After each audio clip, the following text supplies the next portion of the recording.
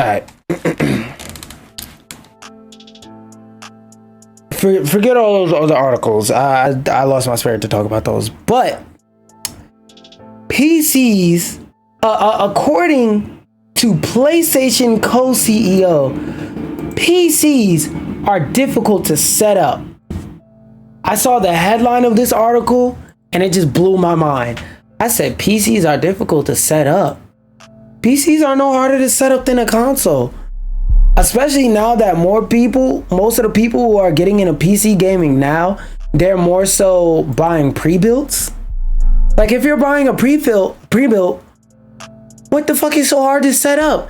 Nigga, you just plug it into the wall, plug it in your monitor, you good. So what are you even setting up? Nothing. Most of the people buying PCs right now are buying pre-builts, which I heavily discourage against. Build your own PC. You'll thank me in the long run. Build your own PC. There's a lot more benefits than just plug and playing it. PCs are difficult to set up, argues PlayStation co-CEO as he sticks up for his precious console's honor.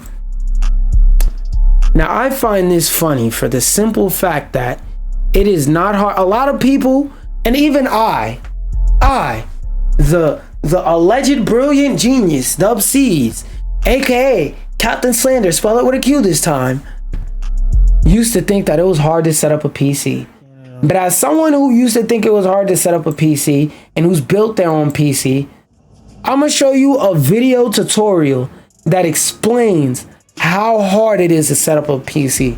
And even in this video, not everything applies. I'll tell you which parts of the video apply. Match screwdriver to the head of your screw. Okay. Drill a pilot hole.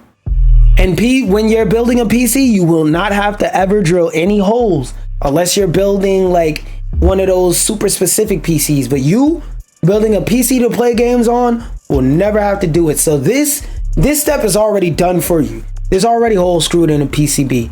You align the screw with the screwdriver. You twist it, right? And that makes the screw go in the hole. And if you want to loosen the screw, you twist it left. Just keep screwing until it's nice and tight in there and it fits. That's it. That's how hard building a PC is. For everybody who's never built a PC, stop saying that it's difficult. I just showed you a tutorial that shows you how hard it is to build a PC. Oh, I don't know where to go to pick out the parts. I want to know a place that I can go to get a good pre-built PC. Well, I got you. PCPartspicker.com. I repeat, PCPartspicker.com. PCPartsPicker.com. You go to this website and they have a lot of pretty good pre-builts up here that you can adjust to your budget. And look, they have entry Intel gaming builds that cost $500. But if you want to ball in and you want to ball out, you could do a build that costs, where was the one I just seen? Oh, you could do an Ultimate Frosty 4K Beast build. That's 4K. Let's say my grand isn't 600 because I don't want to build a cheap PC, but my budget isn't 4K. That's okay. You can hit the start your build button.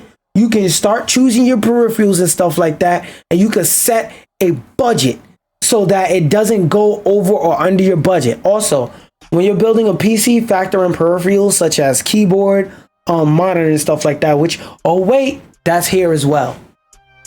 If you want to build a good PC, save up $1,000. Stop spending all that fucking money on VC. But let's read into the article. PCs are difficult to, and by the way, this is a funky quote because he benefits from misinformation like this. I've been having my fingers crossed for a while now that Sony's recent success with Helldivers 2, despite their best efforts, and other ports is a sign that we'll all get to stop having to sit around and kick dirt for a year whenever there's a new great exclusive on a PlayStation we can't play.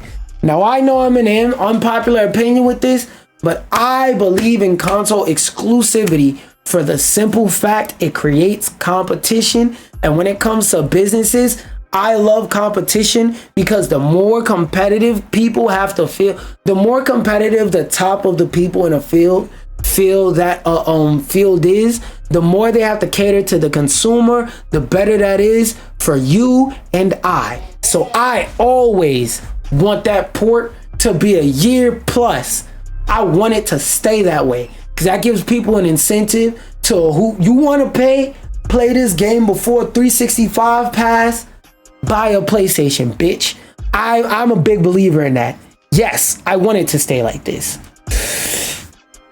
Yes, stop letting that FOMO whoop your ass. Either wait a year or buy a PlayStation. Yes, big believer in exclusivity.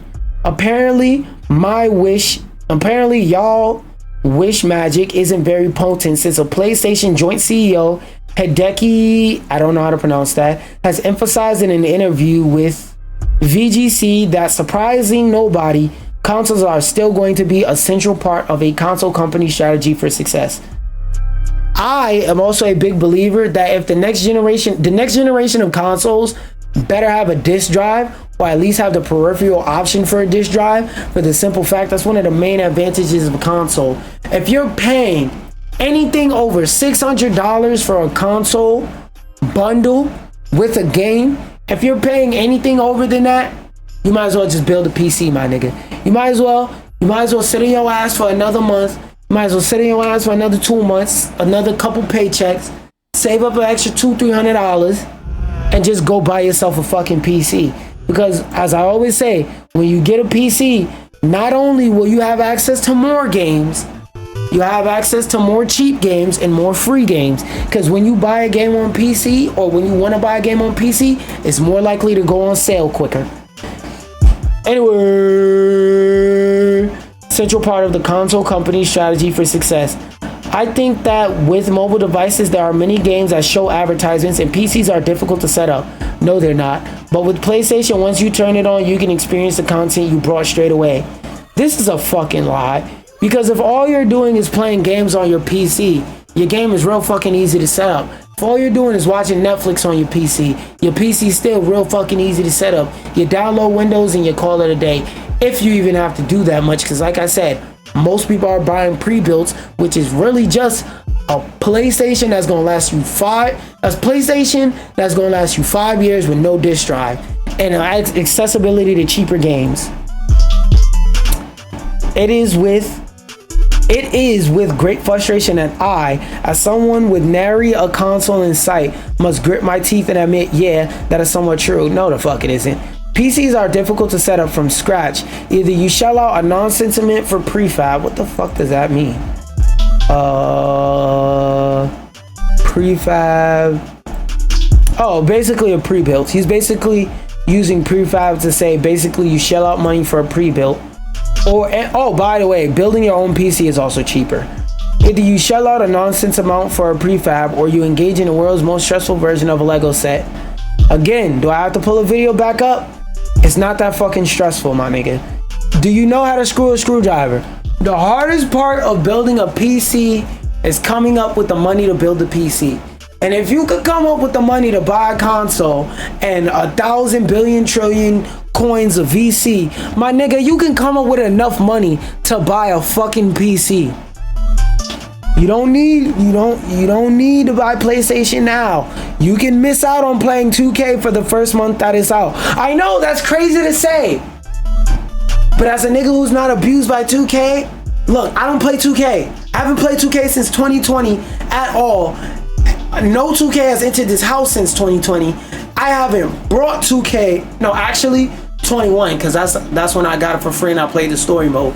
But I haven't played 2K at all since 2021, and look, it's 2024. That was 3 years ago. I'm fine. Check my blood pressure. It's fine.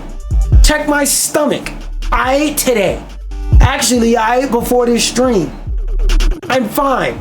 Like, niggas be acting like if you don't play 2K, your blood sugar is gonna drop. But let me stop before I go into another 2K rant, cause it's fuck 2K over here. It's not that damn hard to set up a PC. If you don't have the intelligence level to set up a PC, that means you don't have the intelligence level to put on a jacket. You don't have the intelligence level to tie your own shoes. That's how hard building a PC is. It's like tying your fucking shoes. Once you do it once, you'll be like, oh shit, this was harder in my mind than it was in real life. Wow. Where you're not quite sure if you align the CPU pins right, look up a tutorial, motherfucker. It's not that hard. Or whether that loud click clang was supposed to happen. Nothing in your PC should be clicking and clanging that fucking hard. What are you doing? Are you putting your GPU in with a hammer, my nigga? What the fuck is clicking and clanging? What's supposed to happen? Or if you just wasted several $100 or dollars, whatever. Fucking Brits.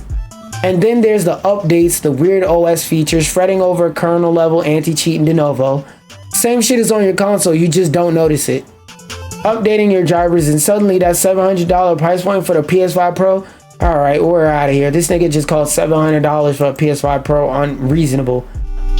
Moral of the story, I don't know what the fuck that nigga's yapping about, but stop.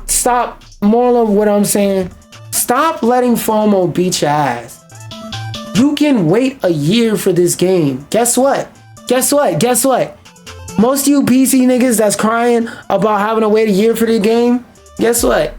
You aren't gonna buy the game any fucking way. When that game comes out in a year, were you gonna buy it? Nope. You still gonna wait another 2 years to buy it. You still gonna wait at least another 3 months to buy it when it go on sale. So what the fuck were you crying about? I'm gonna throw my headphones off in slow motion. Shut the fuck up in 2024!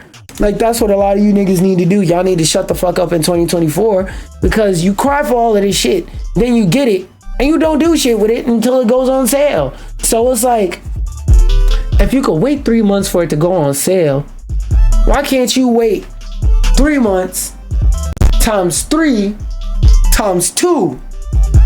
12 months for it to come to sale on PC, and then wait another 3 months. You're not gonna die if you don't play this game tomorrow. You seen the reviews, it's a good game.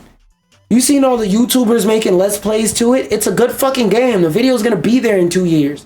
And if you're so scared the video's not gonna be there in 2 years, just watch it and accept that you're gonna see spoilers. I don't get it, bro. Some of y'all be fiending for shit that you don't need to be fiending for. Some of y'all, man, some of y'all. Sony reportedly picked AMD over Intel for the PS6. This article, I'll leave it in views so you can read it if you want to. But this article is another thing, just emphasizing a point of where I'm all about competition. I love when companies have very, very stiff competition at a high level, because not only am I just a fan of competitive things in general, in terms of my pockets, your pockets. Matter of fact, let me stop talking about me. Let me start talking about you. Your pockets love it more when there's no monopolies or virtual monopolies. Cause think about it. Let's use 2K as an example. Cause I fucking hate 2K, but you niggas play 2K, so you know what I'm talking about.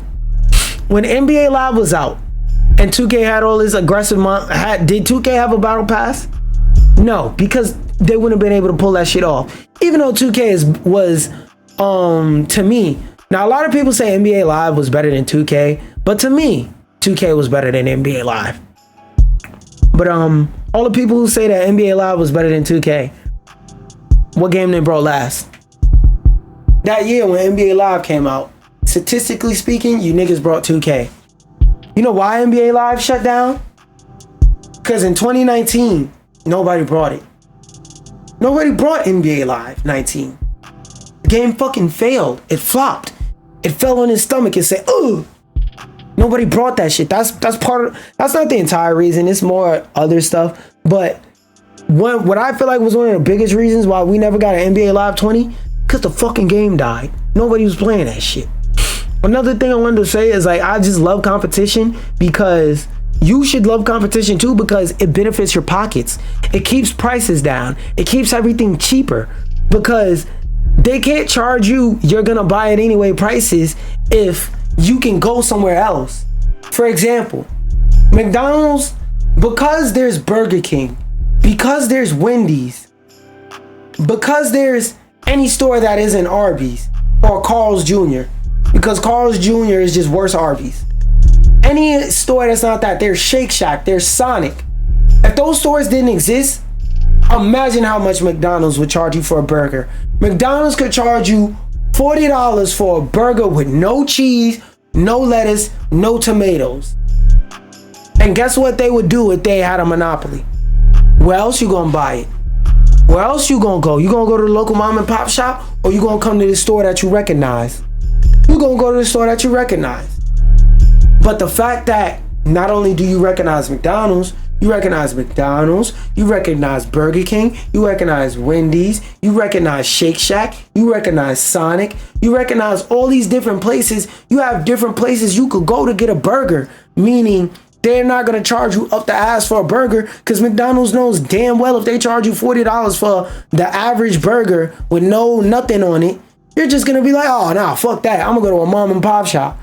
And if you're one of those people too ignorant to go to a mom and pop shop, you're just going to open up your phone, Uber Eats app, Wendy's, Burger King, any of those other stores that I mentioned, besides Arby's and Carl's Jr., because that's just baby Arby's, you're going to go there. Same thing with prices for GPUs. You benefit. Never forget, companies, big corporations, they do not want any competition because you benefit from competition. They do not. You do. I will never stop economics 101. Every big corporation should have at minimum 2 competitors. 2 at minimum. Really, it should be 4. In my opinion, it should be 4 major competitors in every field. But at minimum, if it's 3 big-headed goats, that's fair. Because it shouldn't, because if, let's say Nintendo was the only gaming company right now. You know how many fucking games would be lost to time because Nintendo loves to shove shit in the vault? If the only console company was Nintendo, nigga, video game history would not exist. But there's also Sony. But there's also Microsoft. Even though they don't make consoles anymore, there's also Atari. There's also Sega. So there's multiple people, different people who've given Nintendo competition. Now, Nintendo has been around before and outlasted some of these places. Sure, you're welcome to say that. But for the simple fact that Nintendo has competition at all, we should take that as a good thing, because that means it's going to keep prices down and it's going to make sure that they keep the quality up. As a consumer, you should always want prices to be up here. Quality to be up here, prices to, wait, I'm standing out of frame. You should want quality to be up here, prices to be here and going down. You want the quality to go up while the prices go down. Some of you niggas need to pay attention in economics class. That being said, one of the rare times I went on Threads, I actually saw something like worth caring about on Threads. So W for Threads. Latest GTA 6 rumors. I'm just gonna read these off, and if I have anything to say about these points, I'll say it. Lucia is the story central character. God damn it! This woke ass game. Nah, let me stop. Has GTA gone woke? The game series that for 6+ entries, because remember, San Andreas and Chinatown Wars and all that stuff isn't numbered, but those are GTA games, that has always been misogynistic, now has a female lead. Has GTA gone woke? Let's keep reading. Separate Jason Lucia missions. I like that because that means there's gonna be character variety and personality variety in the missions. More grounded story about criminals figuring things out in family. Yeah, alright, nigga, they said that with GTA 6, and half the fucking story in that game was you driving over bridges, blowing up cars, and doing crazy shit. Shorter story than RDR 2, thank God. That shit's like 70 hours. Dear game developers, you know why Astrobot is in the running for Game of the Year so far? Because this shit is 10 hours long. It respects your time. There's nothing wrong with long games or long stories. But the reason why people loathe long games and long stories is because it just be long for no fucking reason. Most of it be, like the game be 70 hours long and 40 hours is you driving back and forth to fucking silence. 40 hours of it is you driving back and forth or running around in circles, killing the same enemies over and over to level up XP. And I'm not talking about just GTA in specific. I'm just talking about long games that are long as hell for no reason in general. Game be long as hell and then don't be a damn thing you could do in a game. You just be grinding the most boring things in the damn game for no reason. Massive side content. Grand Theft Auto has always been good with side content, so I trust that. Some Fast and Furious inspired missions such as Vault Heist. Got his ass. You just contradicted yourself. You said more grounded story about criminals figuring things out and family struggles. Then you said some Fast and Furious inspired missions such as Vault Heist. Fast and Furious and a grounded story contradict each other unless you're talking about like the first 3 or 4, like pre-Tokyo Drift. Take this with a grain of salt. It is a leak, as always, but still. Fuck, I cannot read this either way. So let's put that in Graki Boy. And let's see what it is talking about. Here's a summary based on the general capabilities of AI summarizers and the typical content of the article. Okay, cool. Basically, what's going on is, if you're not aware, the US, America, is trying to get rid of TikTok. They want to get TikTok the fuck up out of here. So they're doing their very best to do so. And a sneaky tactic that they did, and take this with a grain of salt. I know the general details, but I'm not too privy to the specifics. So feel free to correct me if I'm wrong. But basically, there was a very necessary bill for the US to pass, or a bill that had a lot of necessary elements that needed to be passed at the time for the US. And on the bottom of that bill, and like the side note, they tacked on, if you sign this bill, TikTok basically has a year to either become US owned or get that shit up out of here. Like, basically they tacked it on at the bottom in fine print. I could be wrong about that, but feel free to correct me in the comments if I'm wrong. Here's a summary based on the general cable. Oh wait, I'm reading the wrong part. The article likely discusses a significant event. What the fuck? Is this not the right article? Like,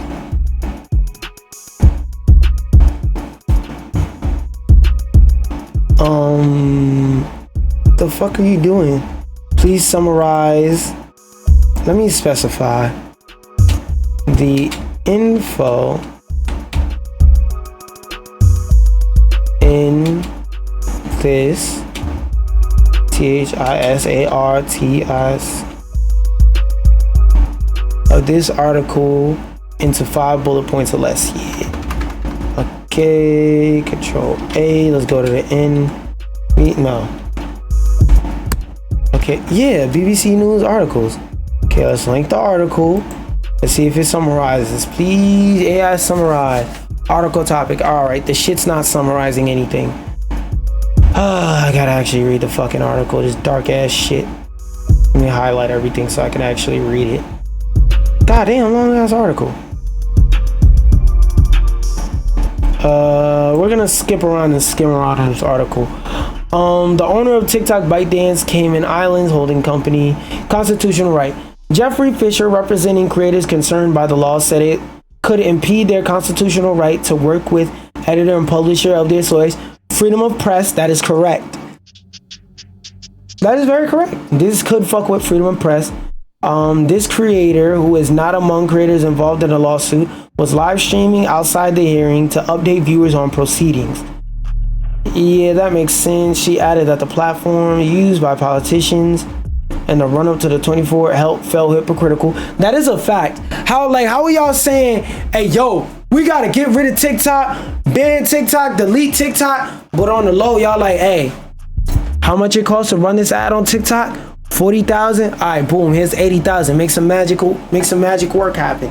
Cause I don't even follow political stuff on TikTok or respond. Like, anytime I see anything political on my TikTok, I hit not interested, scroll up, and I still be getting ads for this stuff some of the time. I've been seeing them less now, more so than before, but still, it's a scary amount for a nigga that keeps hitting not interested.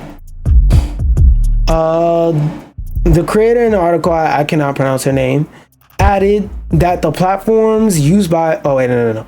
If it were dangerous, they wouldn't be here, which is a fact. If it was if TikTok was a platform where people were making like terroristic threats left and right or something like that, like they claim, if it was ruining our children, if there was only kids on TikTok and this was really about protecting the kids, then why would you go on a platform where there's no adults and advertise your political campaign?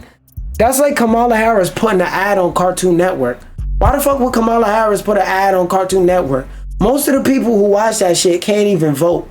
Unless it's on Adult Swim. But when I say Cartoon Network, I mean like when they playing Gumball. Like imagine you go from watching Gumball to hearing Kamala Harris talk down on Trump or the other way around. It'd be like, whoa there. Pause. Hold up. Give me a second to process this information. What the fuck what is this doing here? What's that meme I always reference? What's that meme I always reference? What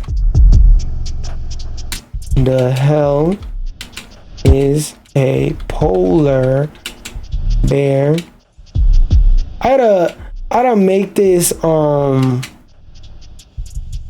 gotta put this in my damn quick dial bar. And fuck, I should be able to find it with that. What the hell is a polar bear? Yeah, this meme. What the hell is a polar bear doing in Arlington, Texas? That's what it would feel like if you saw an ad for Kamala Harris during Gumball. Like you're just here to watch some fucking Gumball, then you see an ad for Kamala Harris. Like, nigga, what are you doing here? You're in the wrong play. Like, you know where you at, gang? You on the right block? You on the right channel block, gang? But according to James Uzik, the Center for Strategic and International Studies for Washington, the law was drafted to withstand jurisdictional scrutiny. The substance of the case against TikTok is very strong, Mr. Lewis said. The key point is whether the court accepts that requiring divestiture does not regulate speech. Mr. Lewis added that the courts usually defer to the president on national security matters, which they didn't. Regardless of how the appeals court goes, most experts agree this case could drag on for months, if not longer. Duh, nigga. You're trying to ban what's one of the biggest social media platforms in America right now because it doesn't come from America. It's going to be a lot of fighting in that one. TikTok ain't broke, especially with stuff like the TikTok shop. Them niggas is far from broke. One last thing I wanted to mention is I saw this tweet by Dexterto, however you pronounce it. They are saying the iPhone 16 will be the first in years to not include stickers in the box. And I just basically wanted to read what I said. What I said was, so now everybody sees why we as in people who were fans of Apple's, because at one point I was a fan of Apple, but then they just pulled out their penis unsolicited and just started trying to hit me from the back. Like they just kept grabbing my hips and pushing my neck down and trying to bend me over. And I was like, whoa, well, Apple, stop, I don't consent, Apple, over and over. And once I saw that behavior, I was like, yeah, I'm not finna chill around here. And that behavior from Apple a long time ago made me say, yeah, Apple, there's some fucking weirdos. Apple will try and SAU any chance it gets. People called me a fucking nerd. People called me a fucking weird for worrying about some shit that don't matter. But now it's to the point to where Apple's not even giving the nigga stickers in the box. Some shit you've done since like the iPhone 4, since one of the single digit iPhones, you're not even doing that? Let's read what I said. Future world-renowned content creator, musician, skit maker, artist of all kinds, the Captain 12 Million, aka Dubsies, aka QaptainSlander, spelled it with a Q this time, said, so now everybody sees why we were bitching about no headphones in the box and no headphone jack on the iPhone 7. So now it's a problem that they're leaving stuff out of the box that should be in the box. So now y'all realize that AirPods cost a lot after y'all done lost little 6 left AirPods. It's one of those things where it's like, yo, if you don't know what you're talking about on a subject, please listen to somebody who does. Please listen to somebody who does. I will never stop saying that, and I will never stop promoting that. That being said, to end of my articles, let's hop on this fucking game. We're playing Astro Bot today. Astro Boy, Astro Boy. Table, sit. Sit. Good table.